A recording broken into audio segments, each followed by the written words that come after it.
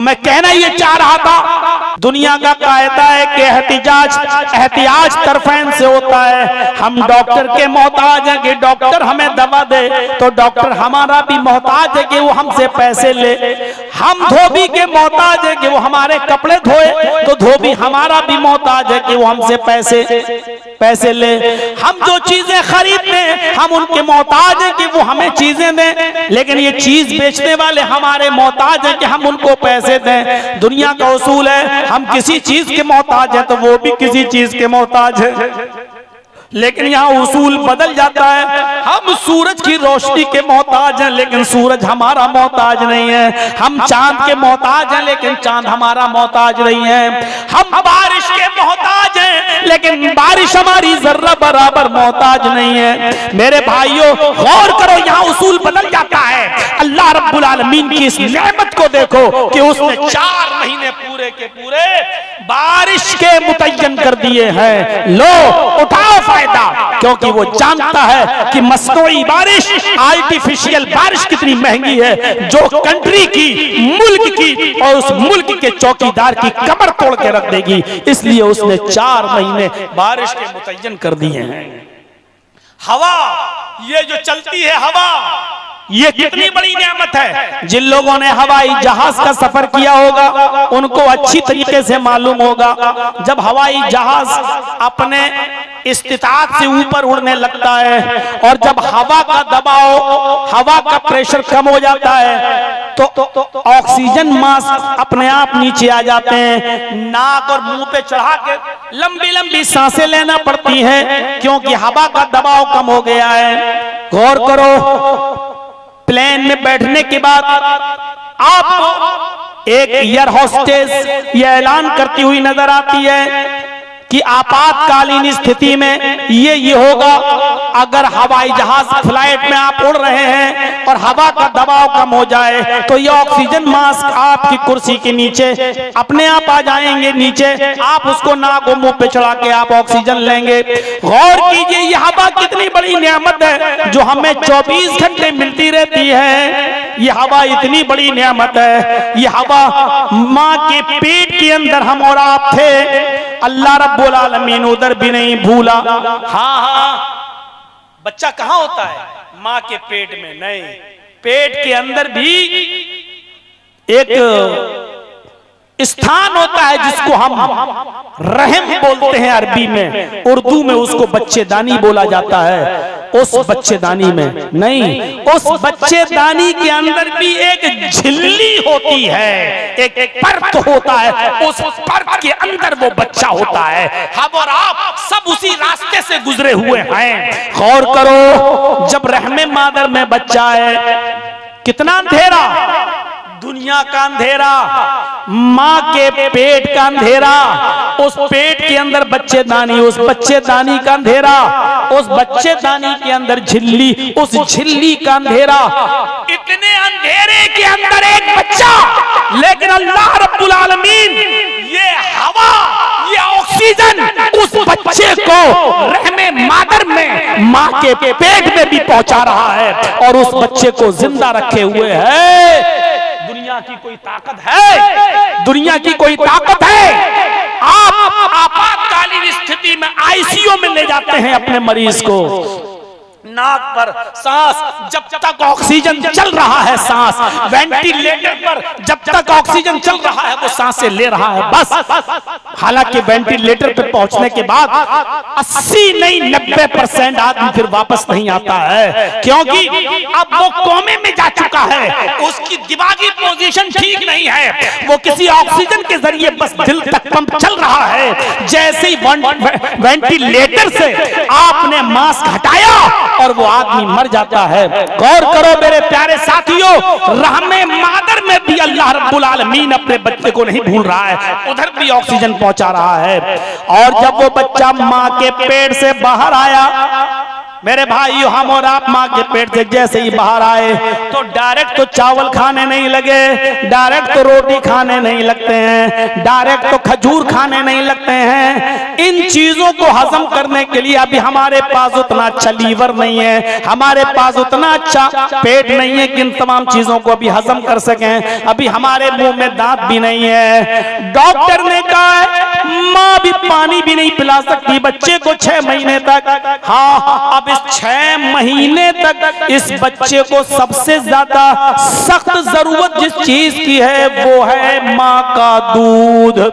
जिस माँ के पिस्तान अभी तक सूखे थे, जिसके ब्रेस्ट अभी तक सूखे थे, शादी के बाद भी उन ब्रेस्टों में दूध नहीं आया था, उन पिस्तानों में दूध नहीं आया था। लेकिन जैसे ही बच्चा माँ के पेट से बाहर आता है, अल्लाह रब्बुल आलमीन उस बच्चे की गिज़ा को चालू कर देता है और उसकी माँ की पिस्तान को दूध से भर देता है। ये अल्लाह है जो अपने बंदे को माँ के पेट से भी नहीं भूल रहा है और पेट से आने के बाद उसने गिज़ा का पहले इंतजाम कर दिया।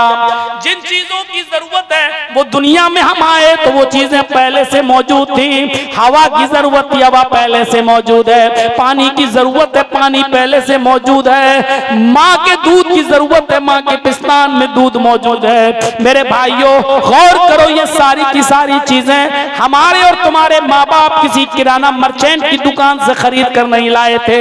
ये अल्लाह रब्बुल आलमीन की नेमतें हैं और अल्लाह रब्बुल आलमीन इन्हीं नेमतों को याद दिलाते हुए कह रहा है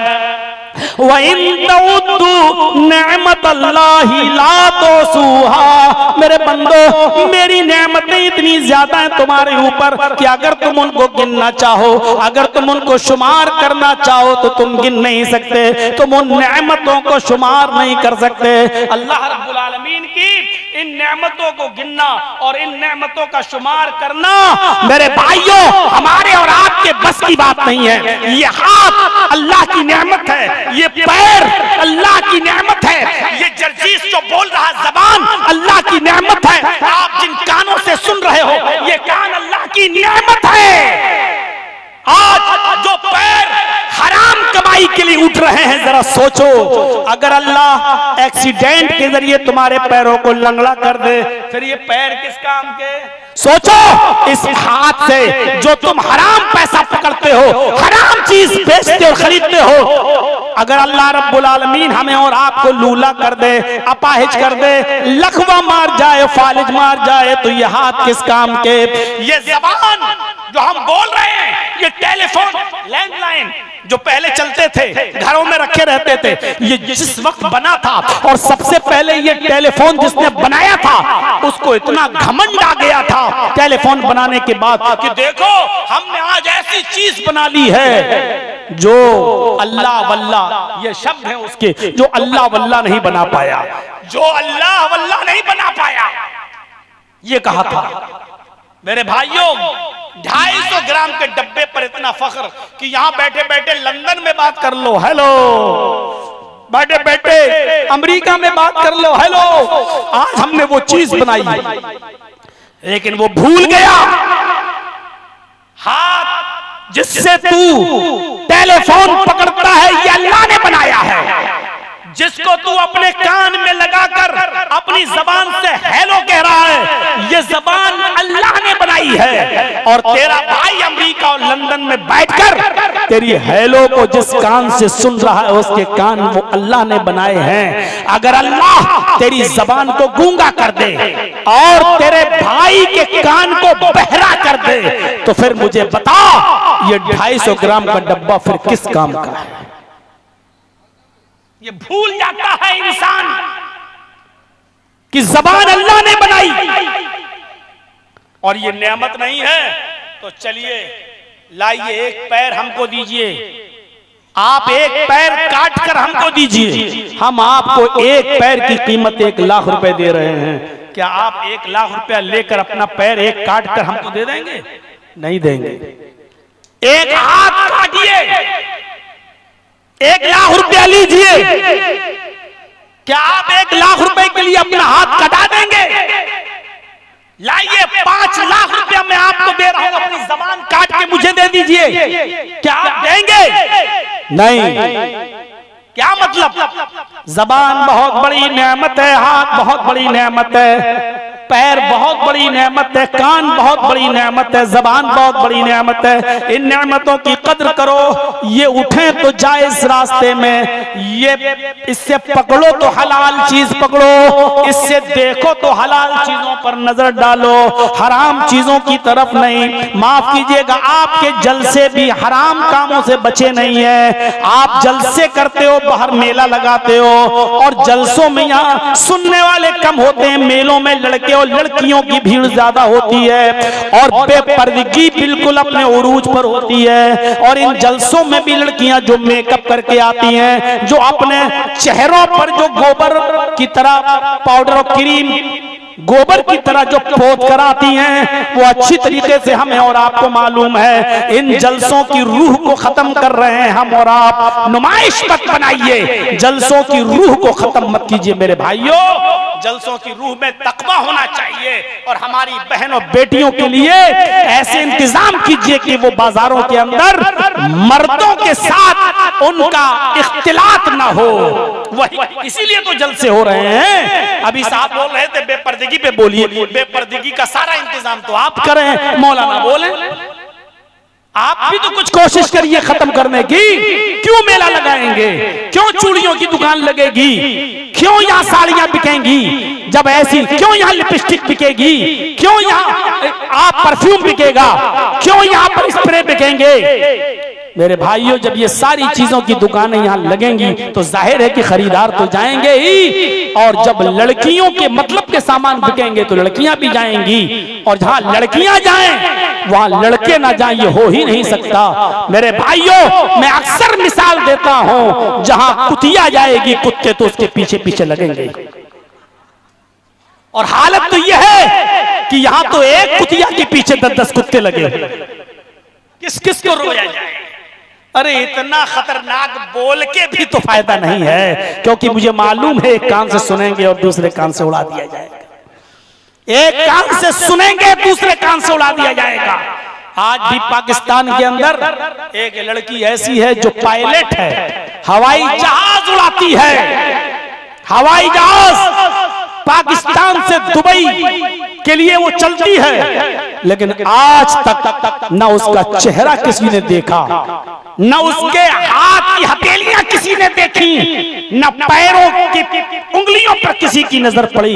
आज भी वो पर्दे के साथ जाती है, नकाब के साथ जाती है, हाथों में ग्लव्स, पैरों में सॉक्स होते हैं, पर्दे के साथ फ्लाइट को उड़ाती है। दुबई के लोग कह रहे हैं हमारे यहाँ आ जाओ, सऊदी के लोग कह रहे हैं हमारे यहाँ आ जाओ।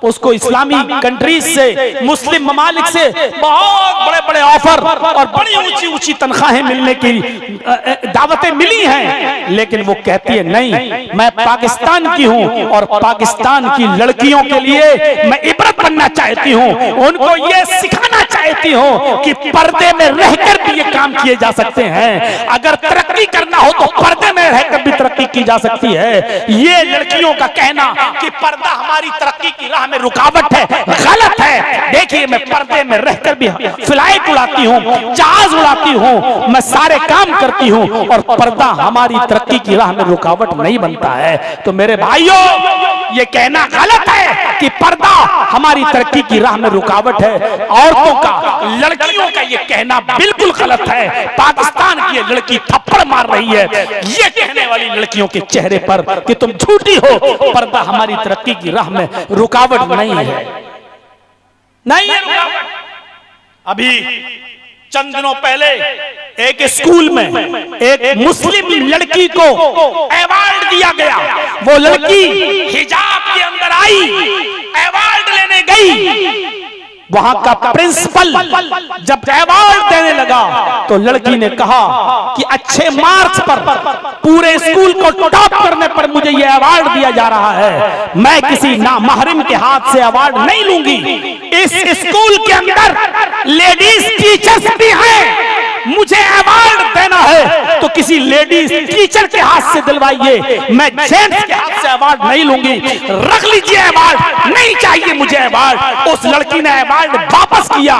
स्कूल के प्रशासन ने, स्कूल के इंतजामिया ने फिर एक लेडीज टीचर के जरिए उसको अवार्ड दिलवाया, क्योंकि वो अवार्ड की हकदार है। तुम अपनी अना पे आओ, तुम अपनी जिद पे आओ तो क्या नहीं मनवा सकती हो। उस लड़की ने कहा अवार्ड को ठुकरा देना गवारा है, लेकिन किसी नामहरम के हाथ से हमें अवार्ड लेना गवारा नहीं है। हमारे मुल्क, हमारे हिंदुस्तान के अंदर आज भी ऐसी लड़कियां मौजूद हैं, स्कूलों में पढ़ रही हैं, नकाब के साथ जा रही हैं, अवार्ड भी ले रही हैं, तो लेडी टीचर के हाथ से ले रही हैं, नामहरम के हाथ से लेना गवारा नहीं कर रही हैं।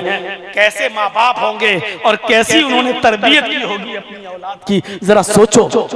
सोचो, इंग्लिश स्कूल में पढ़ा रहे हैं, कॉन्वेंट में पढ़ा रहे हैं, लेकिन नकाब के साथ बच्ची जा रही है। गौर करो, प्रिंसिपल के हाथ से अवार्ड नहीं ले रही है, लेडी टीचर के हाथ से अवार्ड ले रही है। कह रही है अगर नहीं कर सकते हो तो अवार्ड हमें नहीं चाहिए। जरा तसव्वुर करो उसके माँ बाप ने कैसी तरबियत की होगी। और हमारी तरबियत देख लो अपनी औलाद को, हमारी तरबियत देख लो अपनी औलाद को, हम क्या तरबियत दे रहे हैं अपनी औलाद को। मेरे भाइयों, हाथ, पैर, नाक, कान, जबान बहुत बड़ी नियामत है। और हार्ट, दिल, कोयत के अंदर अभी एक 80 साल के बुजुर्ग का हार्ट का ऑपरेशन हुआ। वो हिंदुस्तानी है, कोयत में फैमिली के साथ रह रहा है। 80 साल के बुजुर्ग का ऑपरेशन हुआ, हार्ट का, दिल का, कामयाब ऑपरेशन। 3 दिन के बाद जब ऑपरेशन होने के बाद उसको डिस्चार्ज किया जाने लगा, तो डॉक्टर ने 10 लाख रुपए का बजट, 10 लाख रुपए का उसको खर्चा जो था उसको बताया। और उसके सामने जब लिस्ट आई, इतने की दवा, इतने सर्जरी, इतनी फीस, उसके हाथ में जब पर्चा दिया गया तो 10 लाख रुपए का पर्चा दे दिया। वो 80 साल का बुजुर्ग 10 लाख रुपए के पर्चा लेता है तो उसकी आंखों में आंसू आ जाते हैं। अब सुनिए, उसके आंखों में आंसू आ जाते हैं। डॉक्टर ने उसको रोते हुए देखा, उसके हाथ से पर्चा छीन लिया, अंदर गया और 2-3 डॉक्टरों से मशवरा करने के बाद 2 लाख रुपए कम कर दिए और 8 लाख रुपए का पर्चा लेकर उसके पास आ गया। कहने लगा ये लीजिए। बुजुर्ग ने देखा तो 8 लाख, वो फिर भी रो रहा है और डॉक्टरों को बुलाकर कहता है डॉक्टर 10 लाख रुपए का जब तुम पर्चा लेकर आए, मैंने पर्चा देखा तो रोने लगा। मैं इसलिए नहीं रो रहा था कि ये 10 लाख रुपए मेरे पास देने के लिए नहीं है, ये खर्चा बहुत ज्यादा है, इसलिए नहीं रो रहा था मैं। आप 10 की जगह 15 लाख भी देते तो मैं दे देता। अल्हम्दुलिल्लाह मैंने कोयत में अच्छा खासा कमाया है, मैं गरीब नहीं हूँ। अल्हम्दुलिल्लाह अल्लाह ने हमें सब कुछ दिया है। डॉक्टरों ने कहा फिर तुम रो क्यों रहे थे? उसने कहा बस रोने की एक वजह थी। फरमाया क्यों रो रहे हो? अब तो मुझे तो बता दो। चलो मैं 8 ही लाख लूंगा, अगर से तुम पैसे वाले हो, लेकिन रोने की वजह बता दो। उस बुजुर्ग ने कहा मैं सिर्फ इसलिए रोया हूं, क्या है डॉक्टर साहब, आज मेरे हार्ट में थोड़ी सी प्रॉब्लम हुई, आपने ऑपरेशन बता दिया, ऑपरेशन कामयाब भी हो गया, सिर्फ 10 मिनट में आपने मेरे हार्ट का ऑपरेशन कर दिया और 3 दिन मुझे हॉस्पिटल में रखा। 10 मिनट में मेरे हार्ट को आपने अपने काबू में कर लिया। 10 मिनट के बाद ऑपरेशन के जरिए आपने मेरी दिल की धड़कनों को फिर से जारी कर दिया। आपने 3 दिन अपने हॉस्पिटल में रख के आज डिस्चार्ज कर दिया है। उसके लिए आपने मुझसे 10 लाख रुपए मांग लिए, फिर बाद में उसको कम करके 8 कर दिया। सिर्फ 10 मिनट के लिए ऑपरेशन में थिएटर में ले गए और 10 मिनट में ही आपने मेरे हार्ट को काबू में कर लिया। तो आपने 10 लाख रुपए का बजट बता दिया। मेरे उस परवरदिगार का कितना बड़ा इनाम है मेरे ऊपर, जो 80 साल तक मेरे हार्ट को संभाले रहा, 80 साल तक मेरा दिल संभाले रहा, 80 साल तक मेरे दिल की धड़कनों की हिफाजत करता रहा। लेकिन मेरे रब ने, मेरे परवरदिगार ने आज तक मुझसे उसका कोई इनाम नहीं मांगा, मुझसे कोई बजट नहीं मांगा, कोई टैक्स नहीं मांगा, सिर्फ इतना मांगा है, आए मेरे बंदे मेरे हुक्म से ये दिल तेरा धड़कता है, तू बस इसी दिल से कि दिल से ये दुआ पढ़ता रहे, या मुसर्रिफल कुलूबी सर्रिफ कल्बी अला दीनिक, या मुसब्बितल कुलूबी सब्बित कल्बी अला दीनिक। आए मेरे बंदे बस ये पढ़ता रहे कि आए दिलों की उलटने पलटने वाले मेरे दिल को अपनी फर्मा बरदारी, अपने इस्लाम, अपनी इताअत को फर्मा बरदारी की तरफ पलट दे।